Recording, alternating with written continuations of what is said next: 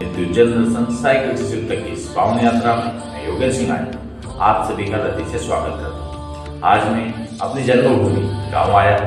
यहाँ पर भी मैंने प्रभु का जल अभिषेक कर आप सभी की सुख समृद्धि की मंगल कामना की। हर हर महादेव। यह यात्रा सिर्फ साइकिल की यात्रा नहीं है, यह यात्रा आस्था, विश्वास और समर्पण की यात्रा है।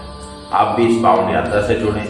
मेरे YouTube चैनल को सब्सक्राइब करें, लाइक करें और शेयर करें। साथ ही कमेंट बॉक्स में बताएं अब अगला दर्शन किस महादेव का करना चाहते हैं। हर हर महादेव। ये सच्ची भक्ति वही है, चाहे रास्ता बदल जाए तो प्रभु से भक्ति, प्रभु से जुड़ाव कभी नहीं बदलना चाहिए।